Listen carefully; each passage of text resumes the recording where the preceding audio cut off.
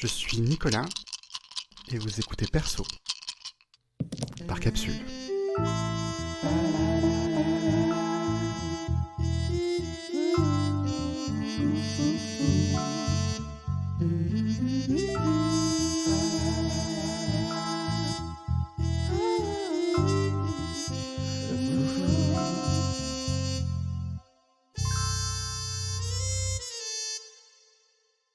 Bienvenue à tous, bienvenue sur Perso, une émission où on parle de jeux de rôle et on parle surtout de rôlistes. On parle de gens qui pratiquent le jeu de rôle, on parle de leur identité, on parle de leurs personnages et on parle des rapports entre les deux.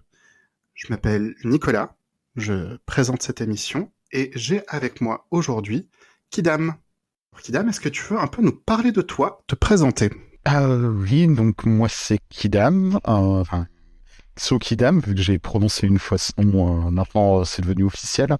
Je crée des jeux de manière totalement amateuriste, et sinon je suis plutôt connu pour dire des trucs sur le jeu de rôle sur Twitter, enfin en tout cas tant que Twitter continue d'exister. Et après ça sera sans doute Mastodon ou la prochaine plateforme de discussion et de shitpost mondial connu et célébré. Donc tu fais des commentaires sur le jeu de rôle, sur la forme du jeu de rôle, sur ce qu'on en fait, et tu as une pratique qui est largement basée sur le club et quelques groupes en privé aussi ? Mes premières grosses pratiques du jeu de rôle, c'est le jeu de rôle sur forum, mais après c'est décalé sur du club en fait, je refais en ce moment, et sinon, oui, un peu comme tout le monde, j'ai des groupes d'amis, je leur propose de maîtriser un truc ou de jouer à un truc, et ça se fait comme ça. D'accord.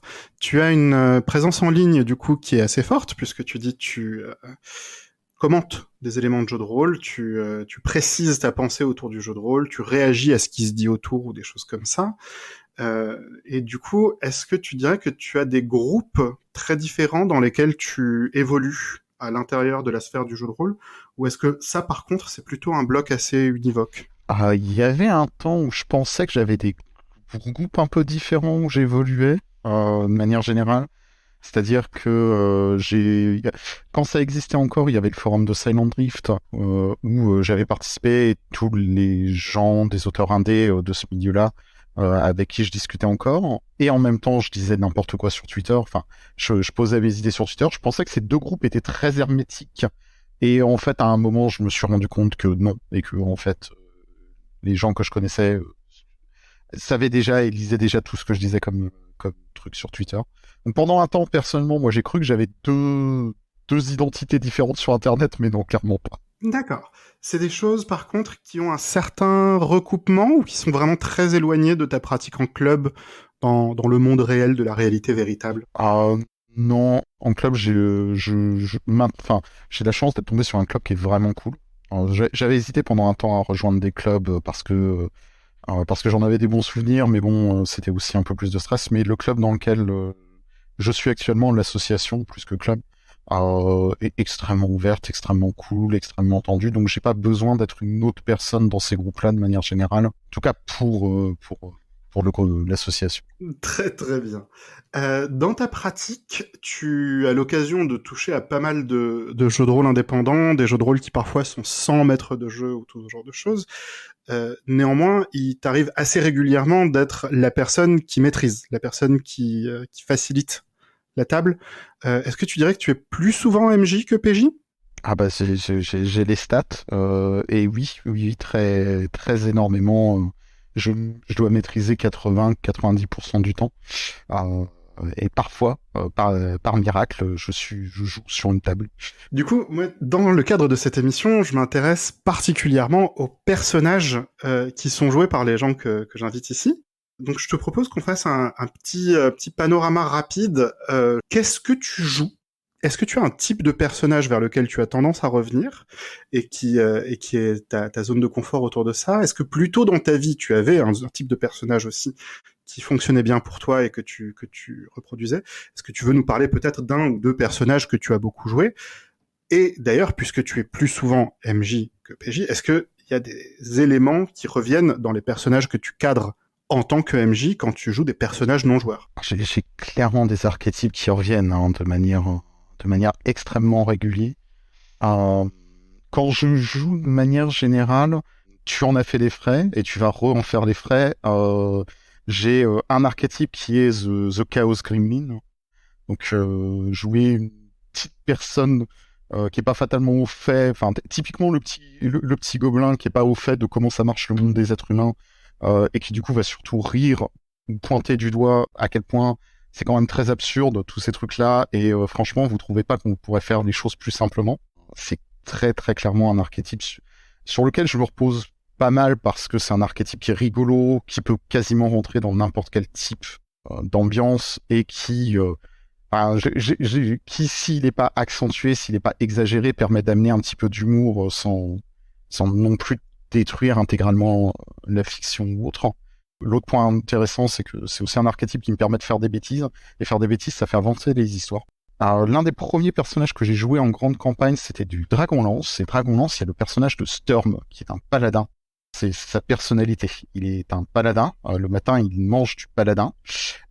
Il fait ses prières au paladin et il vit en tant que paladin, loyal, bon à l'extrême, qui va être plus dans l'action, dans le fait d'agir plutôt que de parler. C'est un archétype que je prends souvent quand je sais que je vais être dans un jeu où il faut que je me réfrène, que je prenne pas trop la parole, parce que genre il y a beaucoup de gens autour de la table ou des choses dans ce genre. Ça a l'avantage là pour le coup d'être un personnage toujours actif et aussi qui me permet juste de dire je suis actuellement sur le côté en train de pondérer les valeurs de la vie et de mon âme et d'avoir des réflexions et de laisser les gens prendre leur choix. Alors il y a ces deux-là et le dernier, ça c'est, mais pour ça il faut que je connaisse la personne qui maîtrise. C'est pas tant un archétype que, enfin c'est un archétype de personnage. Donnez-moi du Vampire la Mascarade ou n'importe quoi et je vais immédiatement choisir de jouer un personnage avec une famille ou un mentor toxique, mais qui est extrêmement loyal à cette personne, de manière à pouvoir un petit peu jouer sur cette notion de, enfin parce que c'est une thématique que j'aime bien, qui est à quel point en fait être une bonne ou une mauvaise personne, ça a juste pas de sens quand t'es juste influencé par quelqu'un qui en fait de toute façon ne veut pas ton bien en fait. Et comment tu t'en sors, comment tu t'en tires.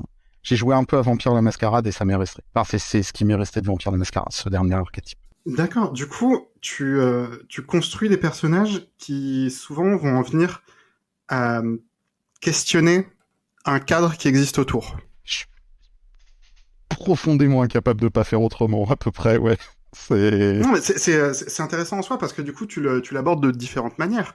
Le Chaos Gremlin, tel que tu l'imagines, est un personnage qui se moque des structures existantes.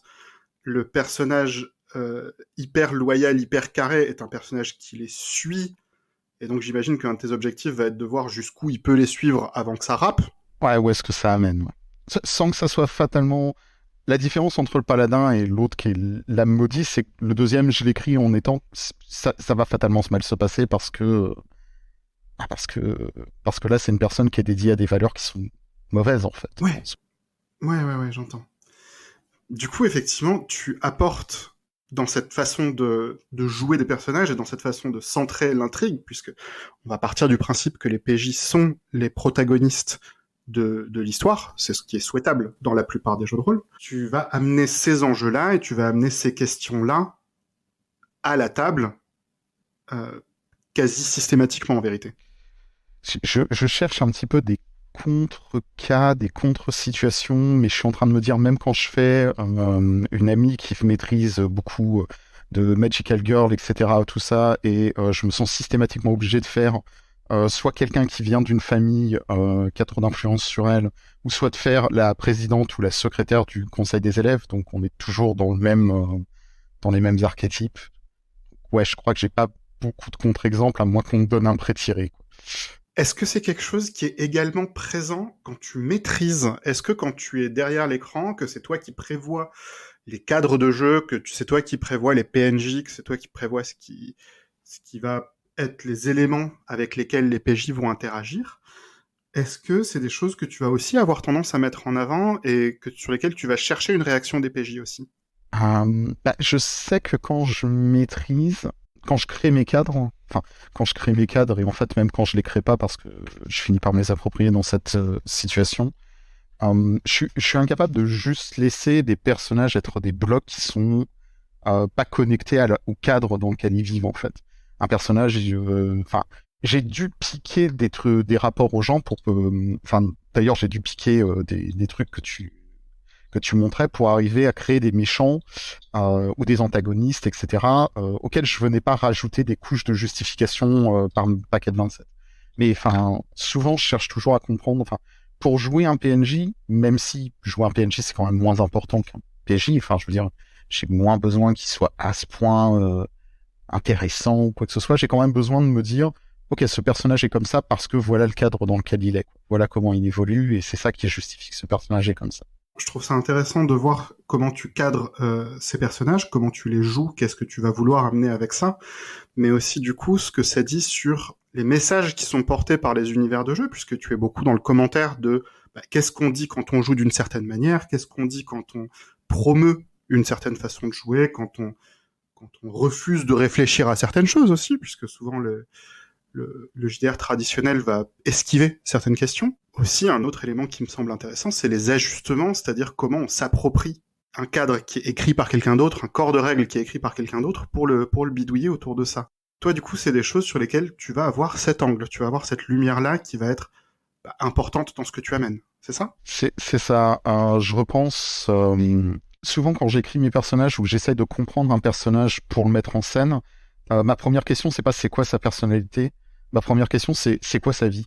L'exemple que j'avais, c'est ok, d'accord, c'est une personne qui fait partie du conseil, ok, et c'est même pas tant. Enfin, il peut y avoir des cadres du genre, ok, on veut que ça soit un personnage plutôt sympathique, là, plutôt peu sympathique, mais les traits individuels existent, mais la plupart du temps, un personnage va être défini, ok, c'est un mec du conseil, mais du coup, il a aussi tel problème, il a telle problématique. Je me définis beaucoup plus.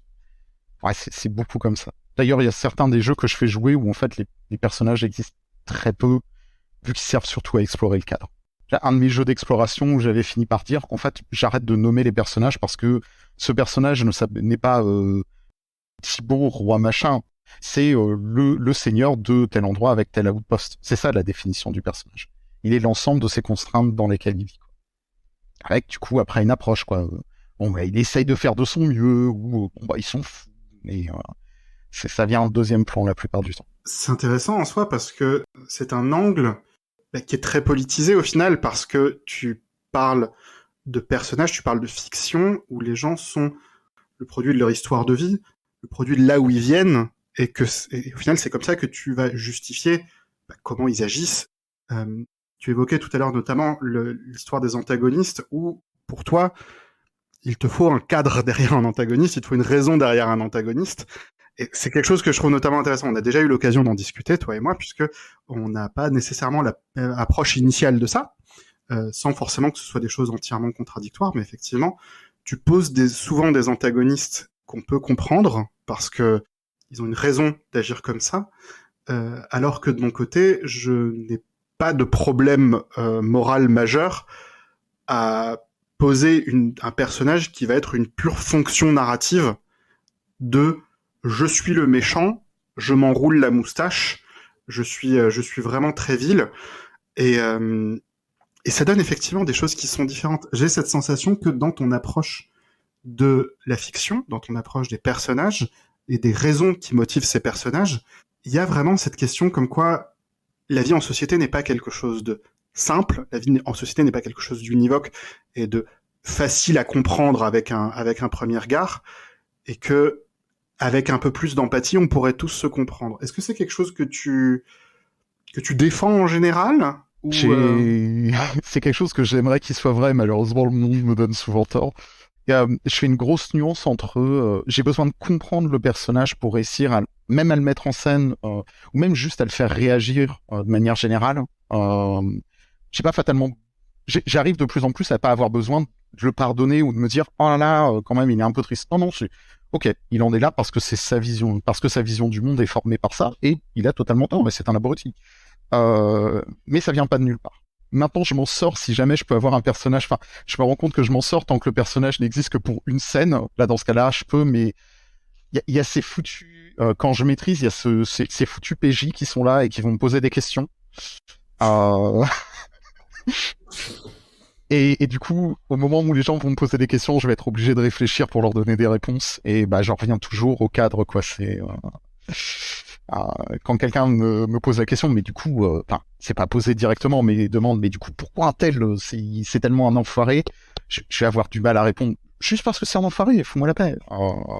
Est-ce que ça t'est déjà arrivé de te heurter à ces choses-là avec d'autres MJ typiquement où on t'a présenté un personnage sur lequel tu avais besoin de plus de fond et ça t'a dérangé, ou est-ce que quand toi tu es PJ, tu n'as pas cette exigence-là face à la fiction des autres? Non, absolument pas. Quand je joue, il n'y a pas de souci. Je vais éventuellement un peu grincer des dents si jamais je vois que, oh là là, ce qu'on villainise, c'est quand même des trucs qui sont, quand on prend un peu de recul, bah, des caricatures de minorités ou de choses comme ça, enfin, ou des caricatures de pauvres, des caricatures de révolutionnaires, des choses dans ce goût-là. Je vais être, bon, ok, je comprends que la fiction, ça soit juste ça, mais prenons un petit peu de recul, c'est pas ouf, ouf. Mais sinon, non, on peut me présenter un méchant qui est juste purement méchant et même qui vient d'un club Dorothée et qui rigole avec un air sardonique. C'est même en vrai des fictions que j'apprécie de jouer en fait. Mais c'est juste que j'arrive juste pas à les maîtriser en fait. Ou alors très superficiellement, très rapidement, et dès qu'il va falloir les approfondir, ça va s'effondrer. D'accord. Du coup, pour toi, c'est pas une demande que tu as face à la fiction en général, c'est une c'est une exigence de cohérence face à toi-même. C'est même pas tant une exigence que j'arrive juste. Enfin, c'est réellement quand je dis j'y arrive juste pas, c'est vraiment juste. Tu sais le moment où c'est ah ok les PJ ont fait ça, il faut que je réfléchisse à ce que tel personnage va faire. Et du coup, je suis en mode ok, mais du coup, c'est quoi ses motivations, c'est quoi et je me retrouve assez naturellement à me dire ok, c'est quoi le cadre autour et qu'est-ce qui change. Euh, tout, même en sachant que c'est juste des personnages de fiction, et donc il y a des moments, c'est juste, bon, j'ai besoin qu'il soit méchant, c'est quoi la prochaine chose qu'il va faire de méchant? Ouais, mais bon, il y a eu des moments où j'ai eu des joueurs qui ont réussi à me gentifier des méchants à cause de ça, parce que j'étais en mode, ok, j'ai bien tout généré pour que dans ma tête, il soit bien méchant, euh, mais premier scénario, les joueurs tapent en réduisant les motivations de l'antagoniste, pas genre en lui coupant les ponts et en lui donnant des raisons d'être malveillant, mais juste en lui donnant, en fait, en lui disant, ah non, en fait, on t'a compris, voilà ce que t'avais besoin, on te les donne. Et moi, je me retrouve là en mode, ah, il faut dire merci. Je peux pas faire autrement, de manière générale. Je sais pas si ça répond à la question. Non, je trouve ça intéressant parce qu'effectivement, quand on parle de jeu de rôle, on parle d'un certain rapport à la création et à la créativité. Et je trouve ça intéressant de voir sur quoi on s'appuie, sur quoi on a besoin de s'appuyer d'ailleurs, pour arriver à faire sens de ce qu'on compose, pour arriver à créer quelque chose qu'on arrive à tenir. Puisque typiquement, quand on est MJ, on va avoir besoin de continuer à broder autour de ce qu'on a déjà commencé à poser. Et si effectivement on sort trop de sa zone de confort, ou si on pose des choses qu'on va pas pouvoir assumer ensuite, de fait, on a plus de chances que l'ensemble s'écroule. Donc on apprend aussi avec la pratique à faire des choses comme ça. Est-ce que tu as la sensation que ton propre regard a évolué et s'est affiné autour de ça? Ou est-ce que c'est des choses qui, depuis toujours dans ta pratique, font partie de ça? Je pense notamment par rapport au fait que expliquer un personnage avec son cadre, avec son histoire, avec ses raisons propres et tout ça, j'identifie beaucoup ça effectivement à une éthique de gauche où on donne des raisons sociologiques au crime à peu de choses près. Et je me demande s'il y a eu un passé, des années auparavant, où tu avais peut-être moins de conscience sociale et où ces éléments étaient moins présents dans ta pratique rôliste. Je suis en train de réfléchir en remontant très loin. Je sais que ma première. Alors, comme j'ai dit, j'ai commencé par du jeu de rôle sur forum, donc avec des systèmes dédiés, des choses dans ce goût-là. Euh, et où de fait, non, de fait, il y avait quand même. Enfin, je me souviens que mon tout premier personnage jamais joué était, bon, pas un petit gobelin, c'était un gros orc, mais il était 100%. Enfin, j'avais lu sur la feuille qu'il y avait très peu de choses décrites sur les ogres, pas ogres dans cet univers. Sauf que bon, voilà, ils étaient méchants et brutaux, basiquement. Mais on pouvait jouer des ogres, et je me suis dit, je vais jouer un ogre. Je vais jouer un ogre qui très clairement est là et va pointer du doigt les différents trucs en disant, mais enfin, c'est vous qui vous dites civilisé, mais regardez ce que vous faites, vous laissez vos morts pourrir, quoi. Alors que vous pouvez les manger, ça serait quand même beaucoup plus civilisé, bordel. Et je l'avais écrit en disant, c'est un type qui a passé le cap du il en a de marre effectivement qu'on lui dise qu'il est pas civilisé et il est prêt à le prouver en mettant des tartes dans la gueule. Euh, Et donc du coup, enfin, je pense que dès le début, j'avais besoin toujours d'un contexte pour jouer un personnage, pour à peu près comprendre comment il réagissait. Assez rapidement après, j'ai fait du Shadowrun et Shadowrun donne aussi potentiellement, enfin mine de rien, Shadowrun a tout un setting à base de vous êtes des runners parce que vous êtes pauvres, vous avez du mal à, vous faites ce boulot pas pour rien finalement dans Shadowrun.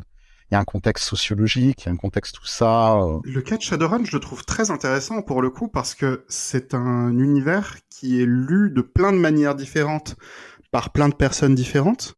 On parle d'un futur fantasmé, puisque du coup ça correspond au cyberpunk, c'est dans le futur et il y a des éléments de fantasy classique avec des races fantastiques et de la magie et tout ça.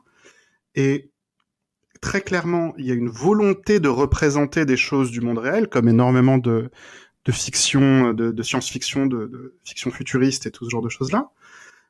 Et pour autant, pas tout le monde en ressort avec le même message. C'est-à-dire que pour des gens comme toi et moi, il y a une sorte d'évidence que les corpos sont méchantes, t'es runner parce que t'as pas trop le choix, et tout ce genre de choses. Et pourtant, à côté de ça, on voit aussi des gens qui vont jouer du Shadowrun avec des runners super-héros qui sont le seul le fer de lance d'une révolution. Tu vas en avoir d'autres où les personnages joueurs vont être des personnages qui se font constamment manipuler parce que c'est la lie de la société et au final un maximum d'employeurs vont vouloir les refroidir dès qu'ils en ont fini avec eux. Il y a énormément d'angles possibles et d'approches possibles de ça où, à mon sens, justement, on a beau représenter un monde avec des valeurs et avec des codes, j'ai pas la sensation que tout le monde va chercher à questionner ces codes-là. Je suis vraiment pas suffisamment spécialiste du texte de Shadowrun parce que voilà, c'est l'un des premiers que j'ai joué sur table. C'est le premier que j'ai joué sur table, si je me cours pas. Euh, et on va pas se mentir, enfin, je jouais avec un pote qui avait pas lu toutes les règles parce que très clairement ça l'ennuyait, donc on avait pris l'univers, la base, etc. Et quelque part, on était un peu des héros parce que, je veux dire, on est très rapidement devenu la ZAD à défendre. Hein. Euh, avec un entrepôt qu'on avait réaménagé et avec une pratique qui était ouais, mais de toute façon a priori je ne sais plus pourquoi mon personnage avait été électé leader du groupe et j'étais en mode non mais enfin si des gens veulent venir crécher sur le canapé de l'entrepôt qui viennent mais mais il y avait quand même une énorme, enfin je pense que on avait globalement assez fortement conscience et vu la tronche des personnages qu'on avait que bah ouais c'était des personnes qui étaient là parce que la vie c'était compliqué la vie et qui avaient trouvé un petit par coup de bol. Il y avait quand même une énorme justification. Enfin, le contexte tenait beaucoup plus.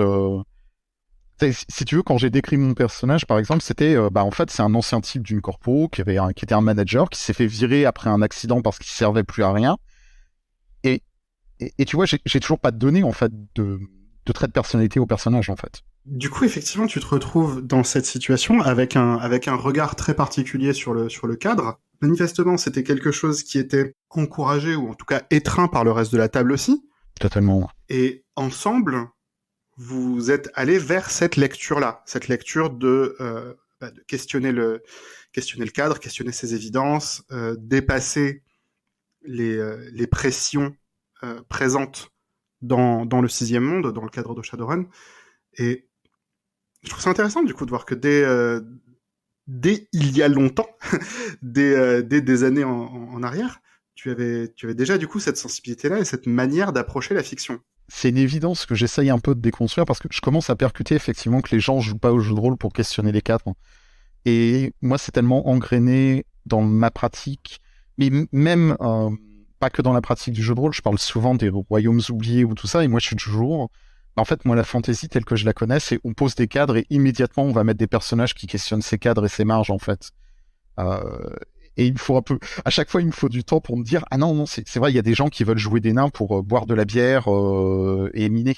Il y a une question que je me pose énormément par rapport au code amplement répandu sur certains domaines littéraires et artistiques, pour dire ça de manière pompeuse, qui est à quel point on suit un code ou à quel point on le subvertit. Et je trouve ça intéressant de voir quelle dose des deux il peut exister dans différents cadres. C'est-à-dire que, par exemple, si tu prends un jeu comme La Légende des Cinq Anneaux, qui est du coup un jeu qui est avec un cadre qui se veut très rigide, avec une certaine manière de parler, une certaine manière de parler aux supérieurs, à ses inférieurs, de se comporter en société, une moralité rigide, une spiritualité très présente, il y a un certain encouragement à suivre ça dans la fiction, et en même temps, il y a aussi beaucoup d'encouragement dans le cadre de jeu même à questionner ça et à aller dans les marges de ceci. Par exemple, un membre du clan de la licorne va pouvoir être à l'aise avec le fait de manger de la viande, alors que le reste de l'Empire non. Je suis tellement fan du clan du Scorpion, je sais que tout le monde dit... Il y a beaucoup de... Oh là là, c'est des... Mais je trouve ça passionnant que ça soit un clan qui soit dit l'honneur est secondaire, nous on est loyal à l'Empire et pas à l'Empereur. Et moi, ça me parle, je suis en mode, mais c'est extrêmement cool comme truc. À peu près tous les clans, en vérité, vont avoir leur point de vue qui se tient, mais qui n'est pas entièrement logique avec l'ensemble de la rigidité du cadre. Et je me pose beaucoup cette question de quel mélange on est amené à faire entre la norme et la marge, pour ainsi dire, et dans quelle mesure on va nourrir la norme avec des choses qui vont faire que on identifie ce qu'on joue comme étant bien cette fiction-là définie par ces codes-là, et dans quelle mesure on va explorer la marge pour dire oui, mais on s'en sort aussi de telle manière et telle autre. Et c'est vrai que tu dis que toi, du coup, de ton côté, tu questionnes beaucoup les cadres et tu vois des gens qui ont envie de jouer un nain qui boit de la bière et qui donc vont plutôt jouer pleinement dans la norme. Je me demande vraiment beaucoup dans quelle mesure on n'est pas tous, dans le jeu de rôle, un peu en train d'explorer les deux à la fois, en vérité. Bah, tu peux pas explorer les... Enfin, moi, de mon point de vue, tu peux pas explorer les marches si tu parles pas de la norme. Euh, de toute façon. Euh, je pense beaucoup au monde des ténèbres, parce que j'ai joué beaucoup moins que tu as pu y jouer, mais le peu que j'y ai joué, bah, en fait, on a besoin de définir qu'est-ce qui est censé être normal, entre guillemets, ou en tout cas normé dans cet univers, pour pouvoir justement en explorer les marges. Euh, Entre guillemets, s'il y a pas de préconception, quoi que ce soit, et que tout est possible, c'est pas un des mauvais jeux. Hein. J'ai des prémices de jeu qui sont basées là-dessus. Mais t'es pas en train d'explorer quelque chose de marginal. C'est un petit peu. Enfin, je repense par exemple au Belonging Outside Belonging. Je crois que maintenant il y a un nouveau nom pour No Dice, No Masters. Les deux noms s'utilisent. No Dice No Master, mais dans lesquels les settings, parmi les settings, il y a des settings qui sont des settings normés en fait. Et c'est super important en fait, parce que même le titre à la base, Belonging Outside Belonging, sous-entend que on fait partie d'une communauté qui est à marge d'une autre chose. Elle serait pas en marge si jamais l'autre, la norme, n'existait pas finalement. J'entends. Mais du coup, voilà, ça me questionne énormément sur la façon dont on représente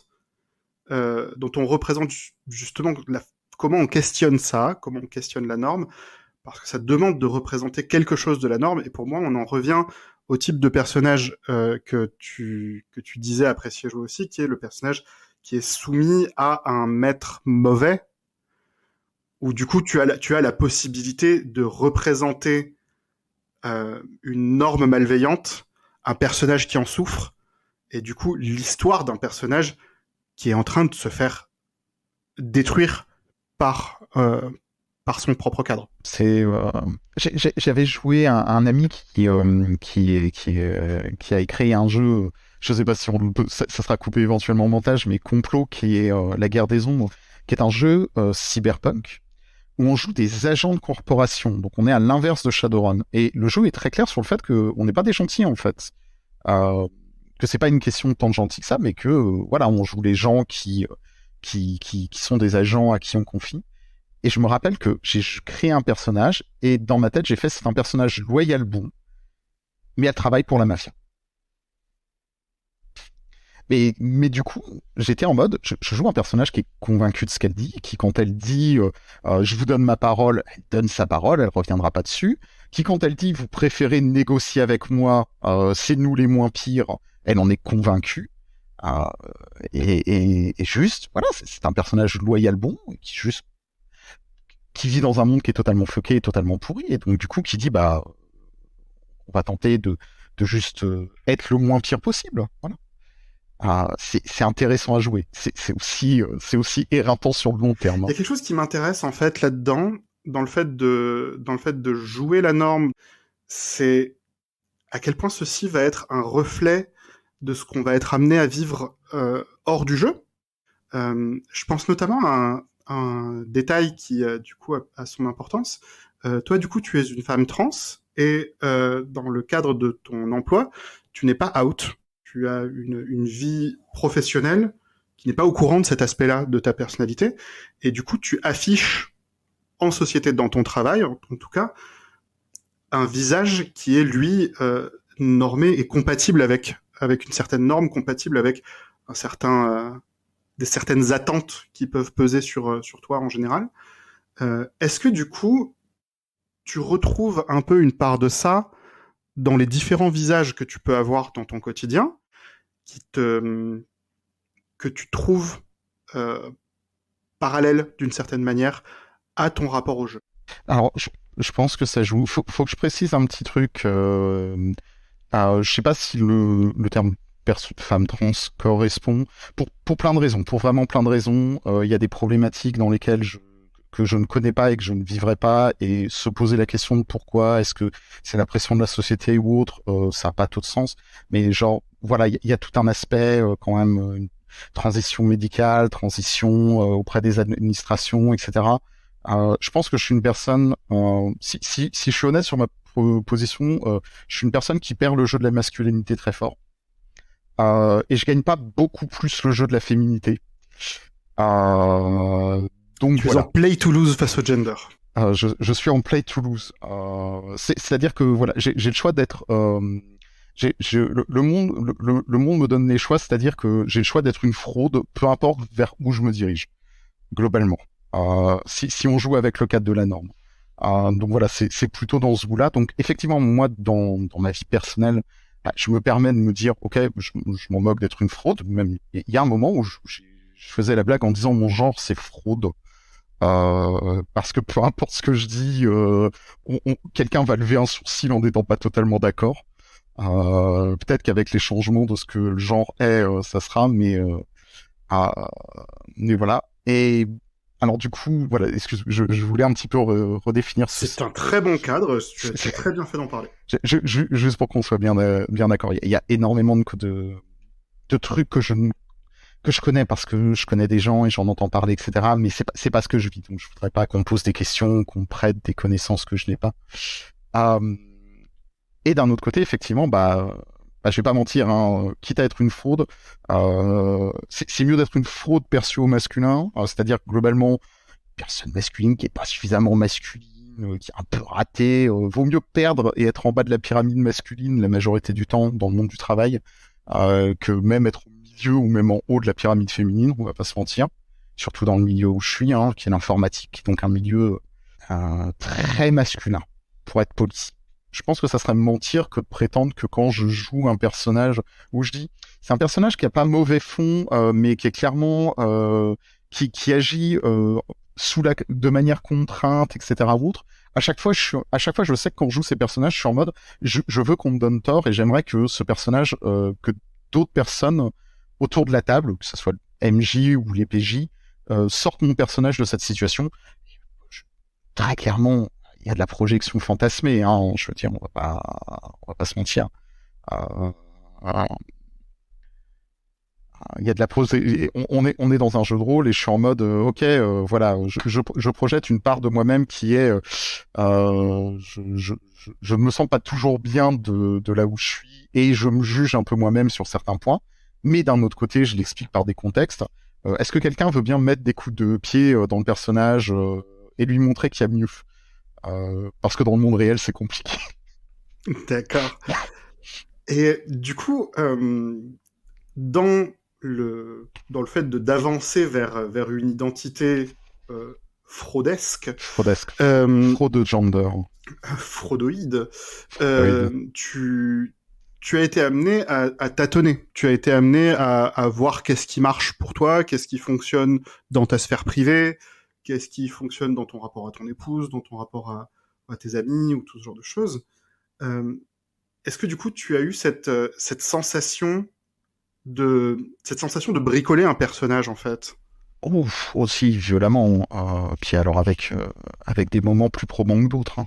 Ce qui est intéressant parce que c'est pas si différent. Enfin, c'est pas si différent que ça d'un jeu de rôle en fait. Tant qu'on m'avait pas amené aux questions de genre, je m'étais juste jamais posé des questions. Enfin, je veux dire, les genres existaient, etc. Quand j'ai vu que des gens questionnaient le genre, bah, j'étais en mode ah ok d'accord, mais je m'immisçais pas dessus. Quand j'ai commencé à me dire attends, est-ce qu'il faut que je questionne pour moi-même, j'ai commencé à faire des tests et bah, en fait, par moment, c'était aussi bête que juste se dire, en fait, c'est très clair que je me comporte pas pareil dans tous les groupes. Enfin, et je me souviens que c'était les premières fois où je pouvais aller à Lyon, à Octogone, et je me suis dit, tiens, je vais essayer, je vais littéralement essayer de me comporter différemment, et de se rendre compte que, tiens, il y a des trucs que je préfère en fait, parce que la performance de base, surtout du genre masculin, en tout cas tel que je connais, enfin, je pense que le genre féminin est pas différent, mais c'est pas le même genre de performance. Mais c'est une performance où faut absolument être tout le temps au top.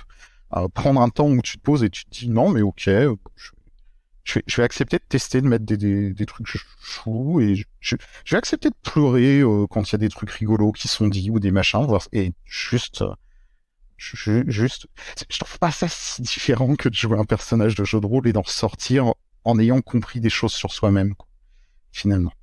Mais du coup, il y a un aspect d'exploration autour de ça, c'est-à-dire que dans le cadre du jeu de rôle, on explore une fiction et on peut des fois, par mégarde, sans vraiment le savoir, tomber sur un point sensible. On peut tomber sur un truc où on s'attendait pas à ce que ce soit aussi résonnant, et ça résonne fort.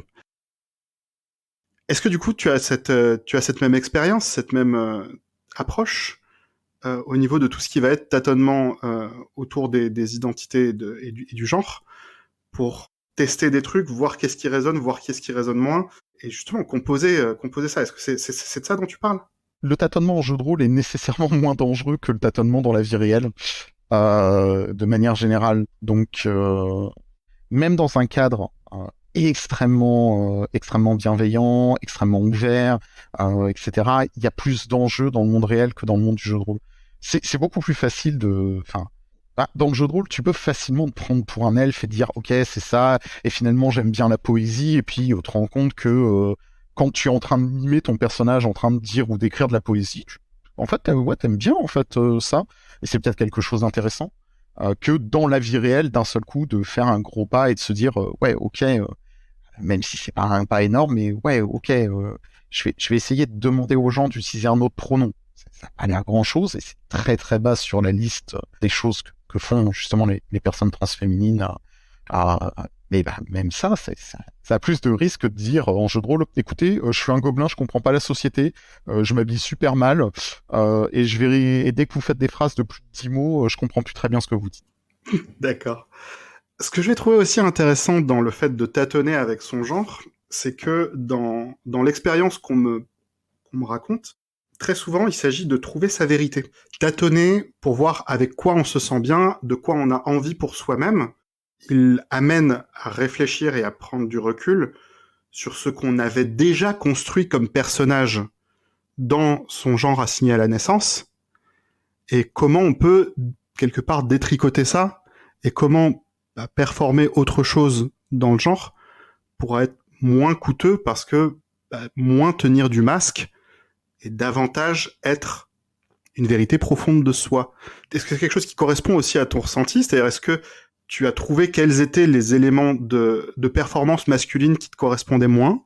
Ou est-ce que les deux côtés, à ton sens, sont également du masque? Sur la question du genre, réellement, je pense que si jamais on définit un homme comme une personne qui respecte tous les codes normés masculines, et une femme comme une personne qui respecte tous les corps normés féminines, en fait, ça n'existe pas. Il n'y a pas d'homme et il n'y a pas de femme sur cette terre. Ça existe juste pas. Si on utilise ces définitions. Il y a personne qui correspond à tous les codes normés d'un côté ou d'un autre, sachant qu'en plus, en plus, on pourrait même discuter de ça parce que, enfin, certains groupes sociaux vont considérer que quelque chose est genré d'une manière ou l'est pas suffisamment, pas énormément. Alors,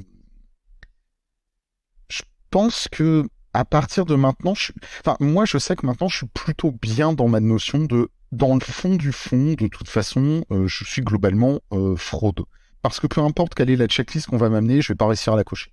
Je pense que je coche quand même plus facilement, mais ça c'est parce que j'ai eu de l'entraînement, parce que j'ai été élevé avec. C'est plus facile si je dois essayer de cocher plus de cases du côté de la liste masculine. Euh, mais de toute façon, enfin, il y a un moment T où je vais échouer. Enfin, c'est clair et net. Je pense que si on veut hommes et femmes avec un grand H et un grand F, c'est une vision super personnelle. Hein. J'aimerais vraiment pas qu'on la traduise et qu'on la généralise, mais je pense que juste ça existe pas et que tout le monde est une personne avec plein d'expressions dans tous les sens, et que on gagnerait collectivement, effectivement, plus de temps à juste chercher individuellement nous qui on veut être. Euh, et bon, bah oui, après, à la fin, pour des raisons différentes, c'est peut-être intéressant de se poser des questions en termes binaires, mais pour le bien-être personnel, ah non, non, c'est pas une bonne solution en fait. Est-ce que tu dirais du coup que ta pratique du genre fraude est une manière de poser dans le monde réel ce que tu amènes en fiction comme étant le gobelin hors de la société qui pointe du doigt et qui se marre? J'aimerais vraiment. En fait, je pense que si je reprends mes archétypes, je pense que j'aimerais pouvoir réellement. Il y a ce truc magique avec les petits gobelins ou n'importe quel autre, c'est que quand on me pose la question est-ce que c'est un homme ou une femme, je vais répondre c'est un gobelin. Parce que c'est un personnage qui est déjà tellement bizarre sur plein d'autres points que franchement c'est le dernier point. Et je pense que c'est pas ce que je suis, mais dans l'absolu, s'il y avait une case à cocher, si c'était possible réellement, et bah, j'entends par possible, j'entends que je suis pas une personne non plus d'un courage extrême. Hein. Je veux dire, ça a des coûts de se jeter des codes, de jeter des codes sociaux. Et c'est des coûts que je suis pas convaincu enfin que je suis pas convaincu que je peux payer individuellement globalement. J'ai effectivement besoin d'un travail et ça va être super moche à dire et j'aimerais vraiment vivre dans un meilleur monde que ça, mais ah, être perçu au masculin, ça me permet, et je le vois très clairement, ça me permet de réussir mes entretiens d'embauche beaucoup plus facilement. On va pas se leurrer, quoi. Euh, donc j'aimerais être la personne goblinique qui arrive à vivre de rien et qui est tellement détaché, enfin t'es tellement détaché que allez, rien de matin et j'ai pas besoin de vivre avec dans votre société, donc je peux juste m'en moquer. Euh, mais bah, c'est de la power fantasy, hein. C'est de la power fantasy, mais pour le coup, toi, je te connais dans un cadre amical. On ne se connaît pas du travail, on se connaît vraiment de nos loisirs en commun. Et tu dégages beaucoup de ceci. Tu disais au début que ton identité, ta présence sur Internet est largement basée sur du commentaire, sur du jeu de rôle, et tu réduisais ça à du shitpost. Il y a beaucoup d'aspects de ceci qui vont être comment remettre en cause ces choses-là, et notamment tu vas te frotter avec un certain délice aux absurdités conservatrices, au mascurolisme et à tout ce genre de choses-là. Tu vas parfois chercher le contact avec ceci pour mettre en lumière ces choses-là. Donc, tu as peut-être effectivement un certain visage norme compatible qui va inhiber ces choses-là.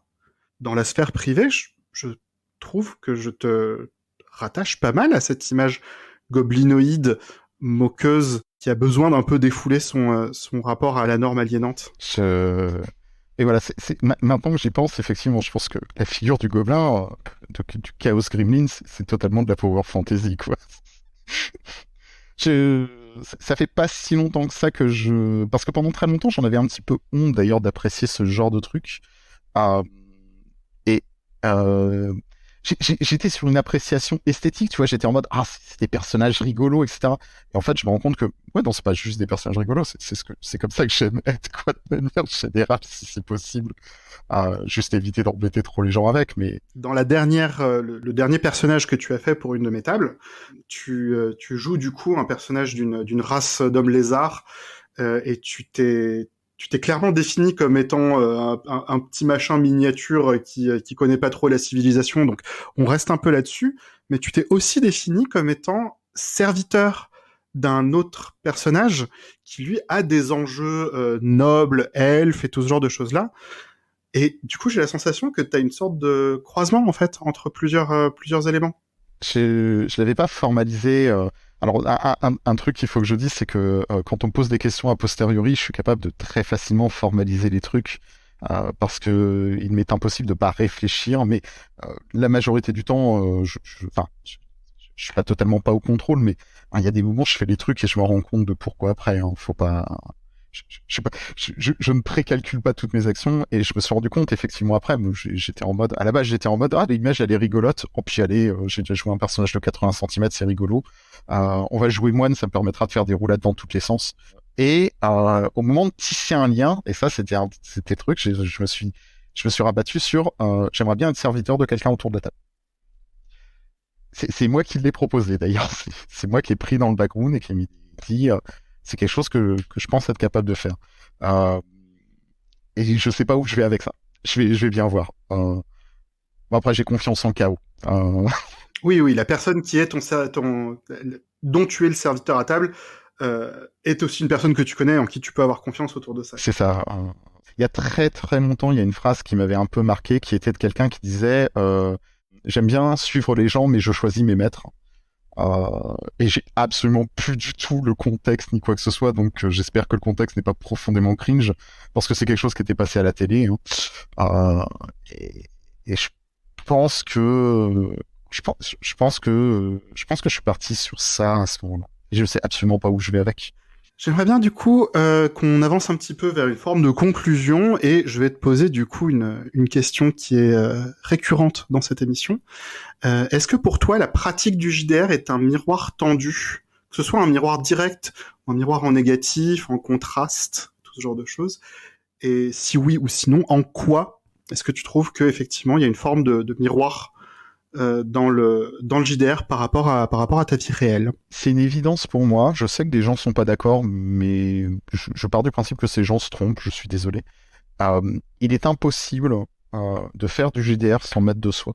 Il y a beaucoup de pratiques, il y a beaucoup de trucs dans lesquels il est impossible de mettre de soi en fait. Mais le jeu de rôle a cette particularité qui est pas très très loin du théâtre d'impro, mais le théâtre d'impro est beaucoup plus codifié à ce niveau-là, donc ça aide. Qui est que out of nowhere, les gens autour de la table vont te poser des questions, ils vont te demander comment tu réagis. Alors en fait, bien sûr, la question se pose comment ton personnage réagit, mais la question va être posée tellement de fois, tellement souvent, dans un nombre de contextes qui est tellement, enfin, qui sont pas anticipables. Même si c'est pas fatalement des contextes, voilà, tellement durs, mais c'est juste, bah du coup, mon personnage vient voir le tien ce soir et j'ai ramené des gaufres parce que j'ai vu que t'étais un peu triste cet après-midi. Est-ce que tu me laisses rentrer? Et en fait, le jeu de rôle n'est que constamment des questions fictionnelles comme ça. Et nécessairement, il y a des moments où les gens vont parler d'eux, de soi-même, en fait, nécessairement. Peut-être pas directement, peut-être déformé, avec le cadre avec le cadre de son propre personnage. Mais nécessairement, on passe son temps à imaginer des situations et à imaginer ce que notre personnage, mettre des guillemets autour de ça, ferait dans cette situation. Mais le personnage, il y a des extensions de nous-mêmes dedans. Soit des extensions de soi ou des extensions de... Dans le cas de pure one-shot, je pense que c'est possible et imaginable de jouer des personnages qu'on déteste, qui représentent des trucs qu'on veut fuir, mais bah, ça reparle de soi-même, quoi. Comment cette personne que je déteste réagirait, donc pour moi, c'est nécessairement... Enfin, on passe son temps à jouer avec l'identité quand on fait du jeu de rôle. Dans le cadre de cette émission, quelle question est-ce que tu aurais aimé qu'on te pose? Oula, vache.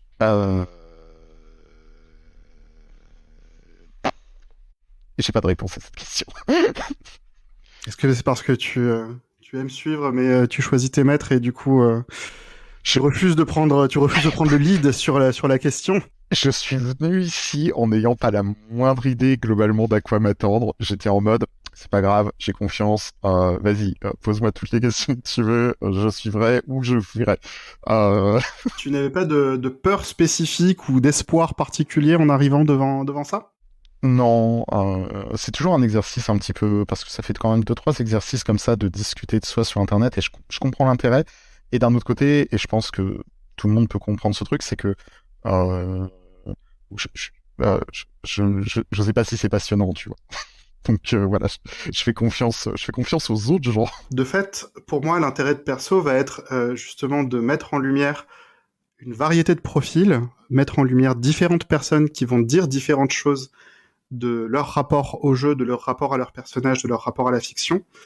Et justement, je cherche à faire un panorama et pas spécifiquement des zooms sur des personnes, mais plus à établir quelque chose de plus large. Donc je suis content en tout cas que tu aies apporté ta pierre à l'édifice de Perso. Merci d'avoir participé. C'était Perso, une production Capsule. Perso est toujours à la recherche de nouvelles personnes à interviewer.